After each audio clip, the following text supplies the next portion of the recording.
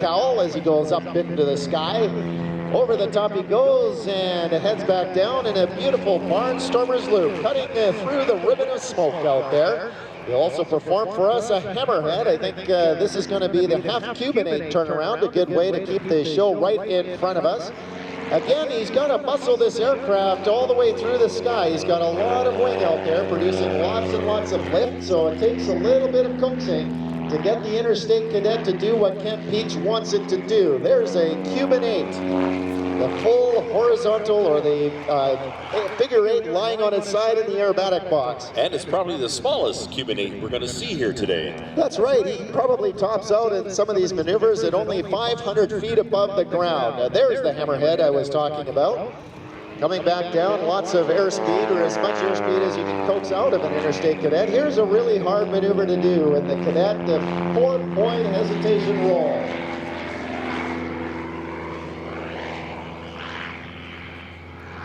Or some such variation of it. It's all Kent's Pietsch style. I think we'll stop here. Oh, no, we'll stop. That's right. You know, the Interstate Cadet has the dubious distinction of being the first aircraft to enter enemy interaction during World War II. This an Interstate Cadet was on a early morning training flight over the island of Oahu in Hawaii and found itself in the midst of a bunch of Japanese Zeros and Kate bombers. The movie Tora Tora Tora got the history wrong. They have a steerman in that movie, but it was actually an Interstate Cadet, which we believe may be located somewhere here on the West Coast. Cornelia Fort was the instructor flying that aircraft at that time. Another big barrel roll right there at center stage by Kent Pietsch in the Interstate Cadet. And I think he's going to use that maneuver to head on down towards the eastern end of the field where our moving airport has been standing by. And this is where things get really interesting. What's happening? All right, the airport is accelerating down the airport. Kent Pietsch is just above it. He's working the controls like crazy because there's quite the crosswind. He's coming down the center spoke area here, and indeed quite the crosswind. I can see the aileron's working. He's got one wheel down on. He's going to hold it. He's trying to roll it forward on the airport. The airport is moving. He's going to be able to do it. Oh, he's having a heck of a time. No! Or go, go, go. There it is. The airport is starting to move down the airport. The airport is accelerating. Here comes Kent Pietsch. He's right behind it.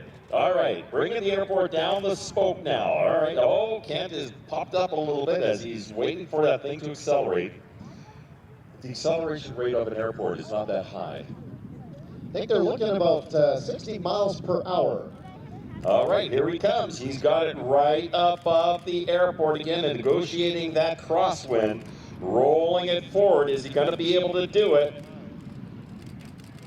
This looks far better. Yeah. Looks like the propeller is spinning a little bit slower out there, which means that he's brought the engine to idle. I think he's got it. The tail is down. It is!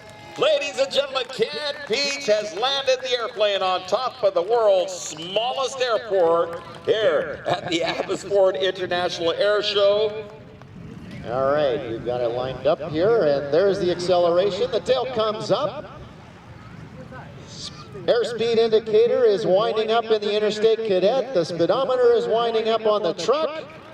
And I think right about... Well, they need a little longer runway. There you go. The Interstate Cadet is airborne. It's a beauty way to go.